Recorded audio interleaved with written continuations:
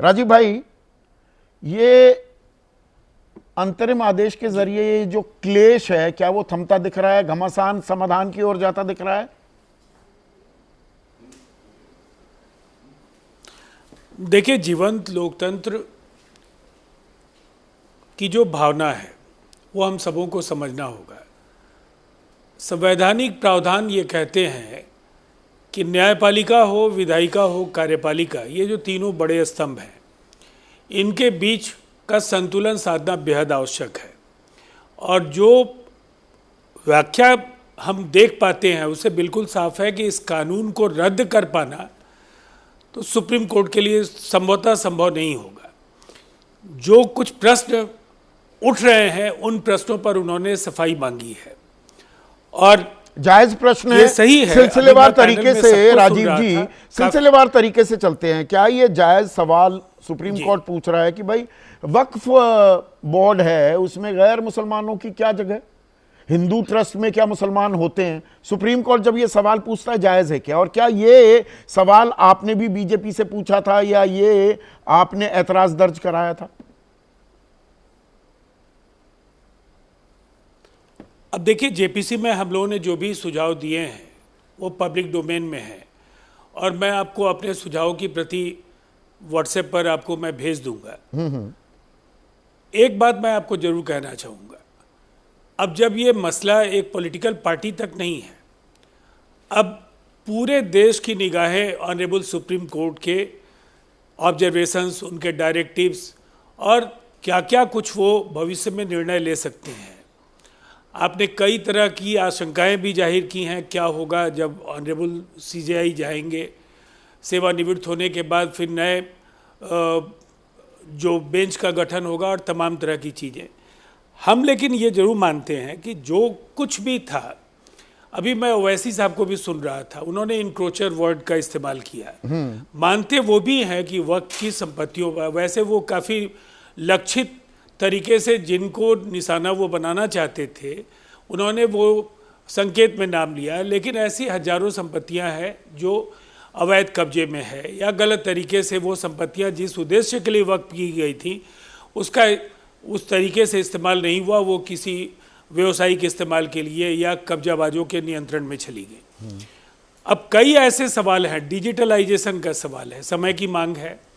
अगर रजिस्ट्रेशन सरकार कह रही है, कुमार नित्यानंद जो अंडर सेक्रेटरी थे, 2019 की बात बता रहा हूं, मिनिस्ट्री ऑफ माइनॉरिटी अफेयर्स में, उन्होंने कहा 98.99%, मुख्तार अब्बास नकवी ने कहा 100% डिजिटाइजेशन हो चुका है वक्त प्रॉपर्टी का।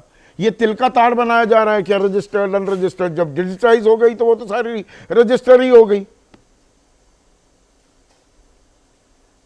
नहीं, जब रजिस्टर्ड ही नहीं है तो फिर डिजिटलाइजेशन कैसे होगा, जब वो उस दायरे में ही नहीं आए। नहीं, सरकार कह रही थी, मैं इसीलिए इसमें विरोधाभास है, आप सही कह रहे हैं। डॉक्यूमेंटेशन नहीं हुआ। हाँ, नहीं, देखिए अब कल क्या कहा गया, जो आज की स्थिति है, उद्देश्य बिल का जो है, इस कानून का, मैं बिल नहीं कहूंगा, कानून कहूंगा, कानून असंवैधानिक है ऐसा तो सुप्रीम कोर्ट ने नहीं कहा।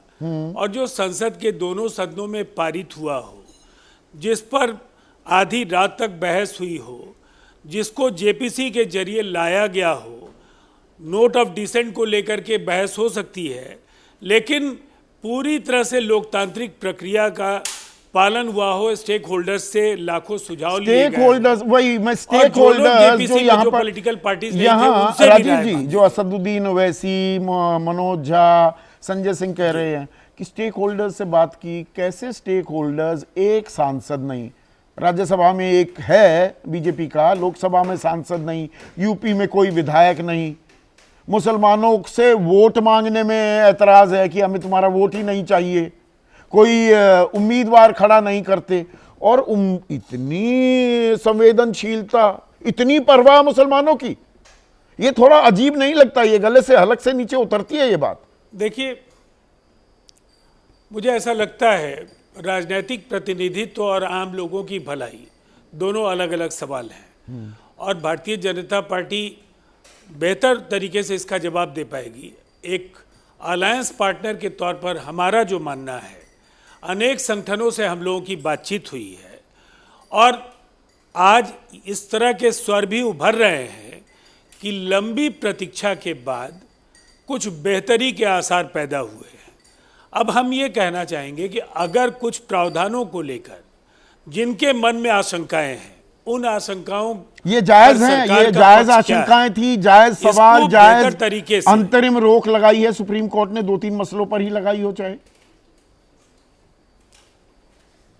नहीं, ये तो मुझे ऐसा लगता है ऑनरेबल सुप्रीम कोर्ट में जो इस पूरे मसले पर सॉलिसिटर जनरल ने कहा, केंद्र सरकार का ऑफिशियल स्टैंड तो वही है, और जो दूसरी पॉलिटिकल पार्टीज से जुड़े लोगों की याचिकाएं हैं, उनके वकीलों ने जो दलीलें दी हैं वो उनकी पार्टी की जो सोच है उसके हिसाब से उन्होंने वो बातें रखी हैं। अब चूंकि ये सब जुडिस है, इस दौर में कुछ भी कहना ऑनरेबल सुप्रीम कोर्ट की तौहीन होगी।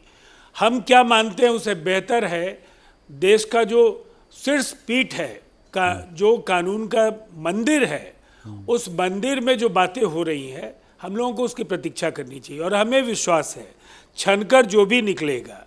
मैंने सबको सुना है, ओवैसी साहब ने कई बातें कही, लेकिन उन्होंने ये माना कि इनक्रोचर्स हैं, संपत्तियों का गलत इस्तेमाल हो रहा है। अब वो निशाने पर कोई भी हो, लेकिन इतनी बात तय है कि कहीं ना कहीं संपत्तियों का सही इस्तेमाल एक नहीं हो आखिरी पाया। सवाल, और संजय ये सिंह तो ने सच पर है। एक सवाल ये भी इन उठाया कि संपत्तियों ये से- तो अभी तो मुसलमानों का नंबर लगा रही है सरकार, उसके बाद सिखों का भी नंबर आएगा, बौद्ध का भी नंबर आएगा, जैन का भी नंबर आएगा, ईसाइयों का भी आएगा। देखिए, हमारे राज्य में, मैं अपने राज्य का अनुभव बता देता हूँ। हमारे यहाँ तो रिलीजियस ट्रस्ट बोर्ड है। Religious trust board Hindu religious trust board है। उसके जैन चेयरमैन 6 साल से थे, और वो लगातार ऑडिट कराती है मंदिरों की। मंदिरों से उनकी आमदनी का ब्यौरा लेकर के अगर संतोषजनक नहीं होता है तो फिर मंदिरों की जो ट्रस्ट कमेटियां होती हैं उनको भंग करने का अधिकार भी उनको होता है। एक निर्धारित कार्यकाल दिया जाता है। तो पूरी तरह से स्टेट का दखल है। स्टेट ऐसा का नहीं दखल कि है, ये तो majority मतलब क्या versus ये minority का घमासान सवाल है। अब थमेगा? आपका बहुत बहुत शुक्रिया राजीव जी। तो आज 5 बड़े मेहमानों से चर्चा की मैंने। क्या ये घमासान थमेगा? जहां जहां दिक्कतें थी उनको जहां सुधारा जा रहा है इस कानून के तहत, क्या वो बनी रहेंगी? बाकी जहां शंकाएं हैं क्या वो दूर हो जाएंगी? या राजनीति का पहिया ऐसा है, ये चक्र ऐसा है, ये ऐसे ही घूमता रहेगा और मामला अटकता भटकता लटकता रहेगा क्या? और ऐसा होना चाहिए क्या? आप अपनी राय हमसे लगातार साझा करते हैं। आज आपके सवाल नहीं ले पाया, उसके लिए माफी चाहूंगा, लेकिन आज सीधा सवाल में इतना ही।